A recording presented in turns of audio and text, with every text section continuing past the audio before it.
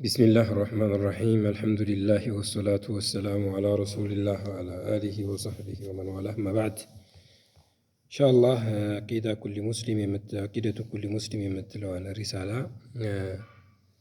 የተማማርን ነበርና 16ኛው ክፍላችንን የምናነሳ ይሆናል። በዚህ ክፍል 16ኛው የትምህርት ክፍላችን የሚጀምረው ከጥያቄ 35ኛው ነው። ሸይኹ በጥያቄና መልስ መሰረት የሚያስተምሯት የሙስሊም ትክክለኛ አቂዳን በተመለከተ በዛ ዙሪያ የሚያጠነጥን ትንሽ ሪሳላቸው ላይ 35ኛ ላይ ጥያቄ ያስነሱት ምንድን ነው? ወይም ያነሱት ቢማዛ ነተወሰሉ ኢለላህ ተዓላ ወደ አላህ ሱብሓነሁ ወተዓላ መጠጋት በምንፈልግ ጊዜ በምንድን ነው የምንጠጋው? ወደ እሱ የምንቀርብበት ነገር ምንድን ነው የሚል ጥያቄ ነው። ተወሱል ተብሎ የሚጠራው ሰዎች ዘንድ ያው ማህበረሰቡ ወይም ሰፊው ማህበረሰብ ተወሱል የሚለውን የሚረዳበት ማንነት ያው ይታወቃል። እሱ አይደለም የተፈለገው። ተወሱል በማለት የተፈለገው አንድ ያው ቢማዕና አተቀሩብ ኢለላህ ወደ አላህ ሱብሓነሁ ወተዓላ መቀራረብ ነው። ይሄ ደግሞ ወደ አላህ ሱብሓነሁ ወተዓላ መቀራረብ ሊሆን የሚችለው በኢባዳ ነው፣ በጠዓ ነው። ይሄ ማዕሩፍ ነው ለማንኛውም ሰው ማለት ነው። አላህ ሱብሓነሁ ወተዓላ በቁርአን ውስጥ ወብተጉ ኢለይሂል ወሲላ ሲል አይል ቁርባ ማለት ነው፣ መቃረብን ፈልጉ ነው። ወደ አላህ ሱብሓነሁ ወተዓላ መቃረብ የሚቻለው ደግሞ ቢዒባደቲሂ ወጠዓቲሂ ወአልኢጅቲናቢ አን መናሂሂ ተከለከለው ነገር በመራቅ ያዘዘውን ነገር በመተግበር ነው ወደ አላህ ሱብሓነሁ ወተዓላ ልንቀርብ የምንችለው። ከዛ አልፈን ደግሞ በዚህ ይሁንብህ ብለን ልንጠይቀው የምንችልበት መቃረቢያ ተፈለገ እሱ የተፈቀደ የተወሱል አይነት አለ። ተወሱል መሽሩዕ የሆኑ በእነሱ ወደ አላህ ሱብሓነሁ ወተዓላ መቀራረብ የምንችልባቸው የሆኑ መቃረቢያዎች ይኖራሉ። ተወሱል ገይሩ መሽሩዕ የሚባሉ ደግሞ በሸሪዓ ምልከታ መሰረት ምንም አይነት ቦታ የሌላቸውና ሲጀመር የተከለከሉ የሆኑ የተወሱል አይነት ይኖራሉ። እና የተፈቀደው ወደ አላህ ሱብሓነሁ ወተዓላ እንቀራረብበት የምንችለው የትኛው ነው የሚል ጥያቄ ከተነሳ ነተወሰሉ ቢአስማኢሂ ወሲፋቲሂ ወልዐመሊ ሷሊህ ወደ አላህ ሱብሓነሁ ወተዓላ እንቀራረብ የምንችለው በስሞቹና በባህሪያቶቹ ነው። አላህ ሱብሓነሁ ወተዓላን በስሞቹ በባህሪያቶቹ እየገለጽን እያዋደስን ወደ እሱ መቃረብ ወደ እሱ መቅረብ የምንችል ይሆናል። እንዲሁም ደግሞ በመልካም ስራዎቻችን መልካም ስራዎችን በመስራት ከመጥፎ በስራዎች በመራቅ ወደ አላህ ሱብሓነሁ ወተዓላ መቀራረብ፣ ይሄ ነው ተወሱል ብሎ ማለት ነው። ይህን በተመለከተ አላህ ሱብሓነሁ ወተዓላ በተከበረው ቃሉ ምን ይላል? ወሊላሂል አስማኡል ሑስና ለአላህ መልካም ስሞች አሉት፣ ፈድዑሁ ቢሃ በእሷም ለምኑት ይላል። አላህ ሱብሓነሁ ወተዓላ መልካም መሰየሚያዎች እንዳሉት አላህ ሱብሓነሁ ወተዓላ ለራሱ መሰየሚያ ያደረጋቸው ወይም ነቢዩ ዓለይሂ ሰላቱ ወሰላም ለአላህ ስያሜዎቹ ናቸው ብለው ያረጋገጧቸው ስያሜዎች ማለት ነው። እነሱ አሉት፣ በሱ ለምኑት ማለት እነሱን እንደ መቃረቢያ ተጠቅማችሁ ማለት ነው። ለምሳሌ መግፊራ ወይም ምህረት ከአላህ ሱብሓነሁ ወተዓላ እንዲሰጠን ተፈለግን ገፋርነቱን ማንሳት መሐሪነቱን የሚጠቁሙ የሆኑ ስሞችን መጠቀም። ለምሳሌ ያ ገፋሩ እግፊር ለና፣ ያ ገፉሩ እግፊር ለና፣ ያ ረሒሙ እርሐምና፣ ያ ረዛቁ ርዙቅና፣ ያ ቀዊዩ ቀዊና ላ ጧዓቲከ ቀዊና ላ አዕዳኢከ ሊሆን ይችላል። ብቻ የምንለምናቸውን ልማኔዎች ወይም ልመናዎች በአላህ ሱብሓነሁ ወተዓላ ስሞች እነሱን እንደ መቃረቢያ እነ መንደርደሪያ በማድረግ መጀመሪያ በመጥቀስ ማለት ነው። መጀመሪያ እነሱን ስሞቹን በመጥቀስ የምንፈልገውን ነገር መጠየቅ ወይም መለመን፣ ይሄ ተወሱል ቢአስማኢሂ ወሲፋቲሂ ይሆናል። ሲፋ ስንል ደግሞ እያንዳንዱ ስሞች በውስጣቸው ባህሪን ይቋጥራሉ። ያረዛቅ ስንል ስሙ ነው አንዱ።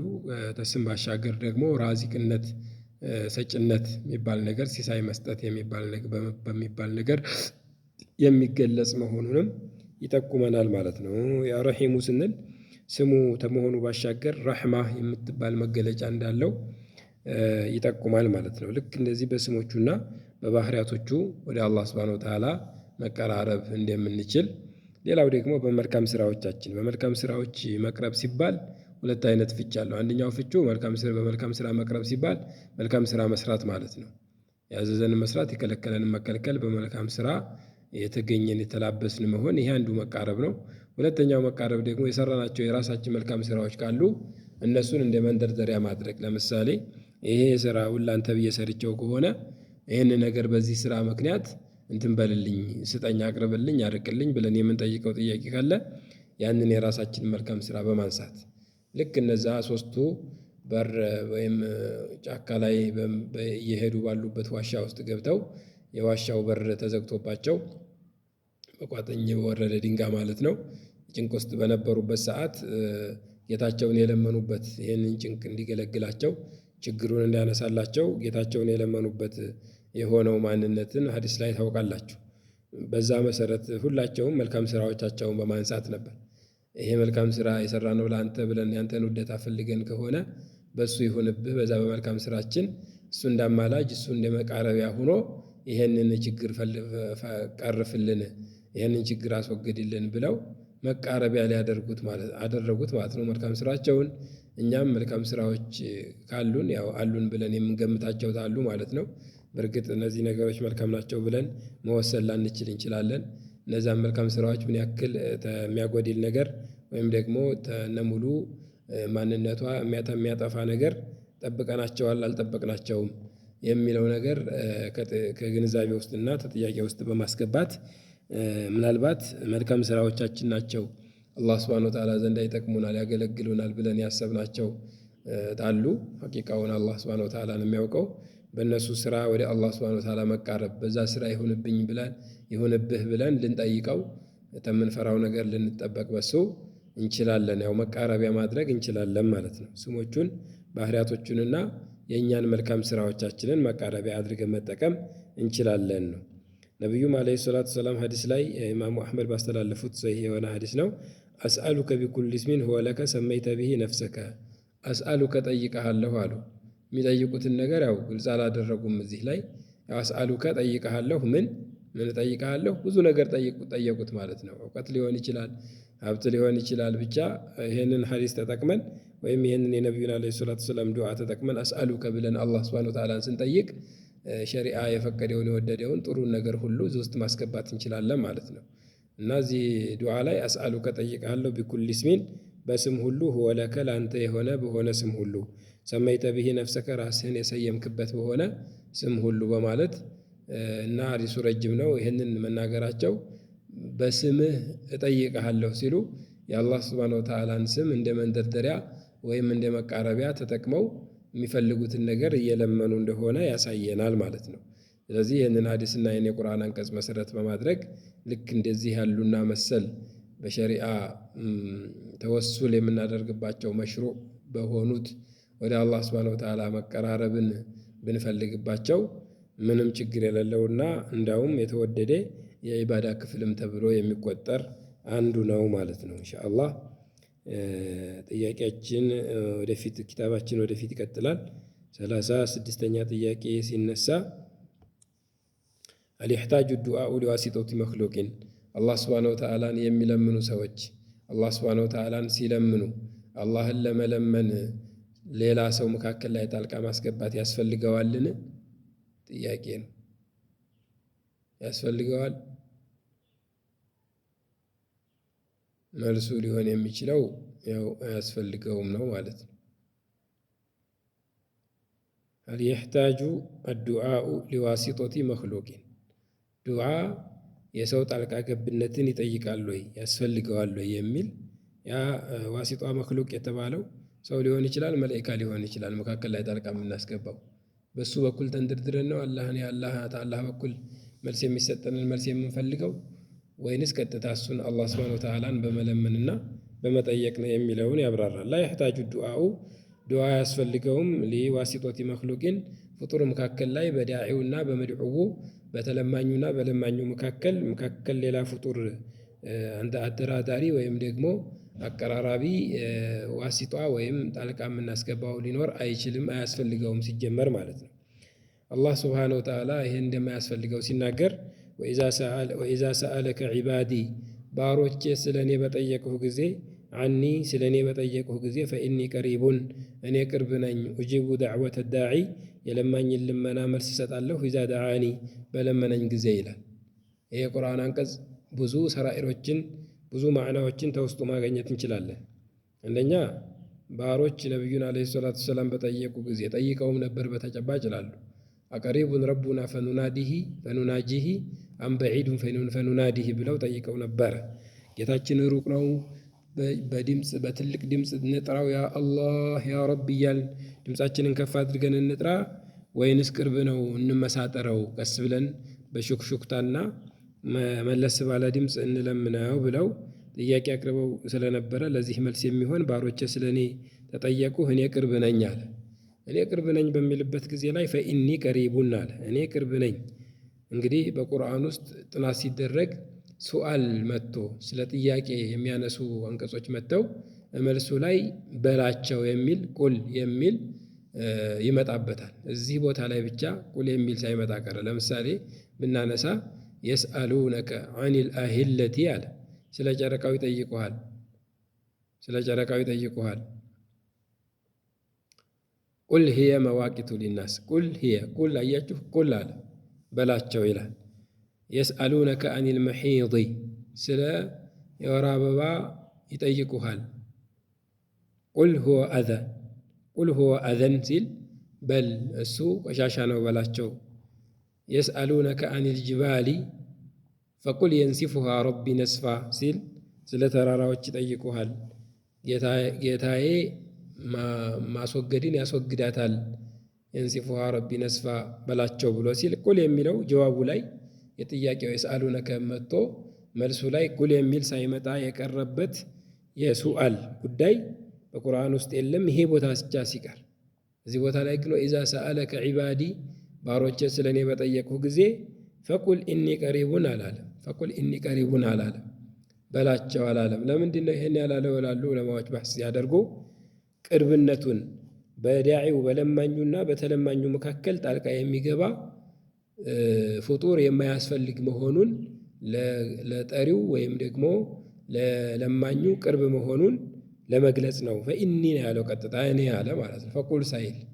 ስለዚህ አንድ በዳዒና በመድዑው መካከል በዱዓ ጊዜ መካከል ላይ ጣልቃ የምናስገባው በሱ ይሁንብህ ብለን ተመጅነንና በሱ መንገድ ሄደን ጌታችንን የምንጠይቅበት ነገር ቅድም ታቀረብናቸው የተወሱል ወይም ደግሞ ወደ አላህ ሱብሓነሁ ወተዓላ የመቀራረቢያ ተብለው ከተጠቀሱት ውጪ ማንም ፍጡር ጣልቃ ሊገባ ዱዓውም አያስፈልገውምም አይቻልምም ማለት ነው። ፈኢኒ ቀሪቡን ኡጂቡ ዳዕወተ ዳዒ፣ የለማኝን ልመና መልስ እሰጣለሁ። ኢዛ ደዓኒ፣ በለመነኝ ጊዜ አለ።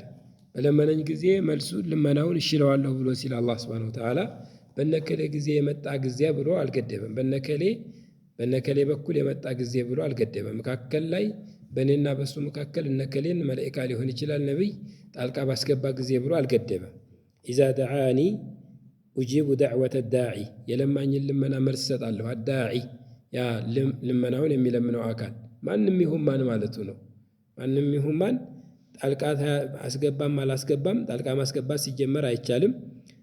የማንንም ልመናውን እሽላለሁ። ኢዛ ደዓኒ፣ በለመነኝ ጊዜ የሚለው መልእክት ልመና ላይ ሰዎችን ወይም ደግሞ ፍጡሮችን በለማኝና በተለማኝ መካከል አደራዳሪ ማድረግ ዱዓው፣ ጥሪው፣ ልመናው የማያስፈልገው መሆኑን ቁልጭ አድርጎ ያሳያል ማለት ነው። ስለዚህ ዱዓ የምናደርግ ሰዎች የዱዓ እሽታን ለማስገኘት ከአላህ ሱብሓነሁ ወተዓላ ዘንዳን መልስን ለማስገኘት ምናልባት ሸሪዓ ያስቀመጣቸው ለመልስ ያንደረድራሉ ብሎ ያስቀመጣቸው መልካም ነገሮች ሊኖሩ ይችላሉ። ስጁድ ላይ ሌሊት 1/3 ሲቀር፣ በጾመኛነት ጊዜ፣ ጉዞ ላይ የወላጆች ዱዓ ብለን የምናነሳቸው አላህ ሱብሓነሁ ወተዓላ እሺ የሚላቸው የዱዓ አይነቶች ናቸው። ተቦታ አንጻር፣ ከጊዜ አንጻር፣ እንዲሁም ደግሞ ከዱዓ አድራጊው አንጻር ምናምን የምናያቸው ሸሪዓ ያስቀመጣቸው ሊኖሩ ይችላሉ። ከነዚህ ውጭ ያለውም ግን እነዚህንም እንኳን ባይጠቀም መልስ አያገኝም ማለት አይደለም። ሁለተኛ ደግሞ ከነዚህም ውጭ ያለው ዱዓ በመካከል ላይ ነቢዩን ወይም ደግሞ ጅብሪልን ወይም ደግሞ ሌላን ወልይ ሰው መካከል ላይ ታልጠራን በነከለ የሆንብህ ታላልን ተቀባይነት አያገኝም ብለን የምንልም አይደለም። ቀጥታ ተቀባይነት ያገኛል የሚለውን ይጠቁማል ማለት ነው።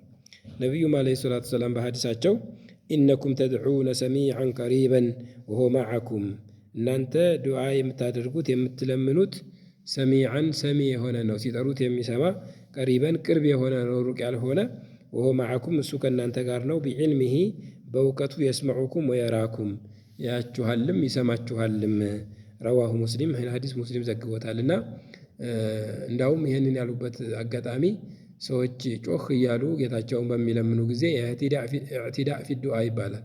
ዱዓ ላይ ድንበር ማለፍ ወሰን ማለፍ ተብሎ ነው የሚጠራው። እርበኡ አላ አንፉሲኩም በነፍሳቸው ላይ ይዘኑ ብለው ነቢዩ ዓለይሂ ሰላቱ ወሰላም ቀስ ብለው ዱዓ እንዲያደርጉ ቅርብ መሆኑንና ሰሚ መሆኑን ጠቁመዋል።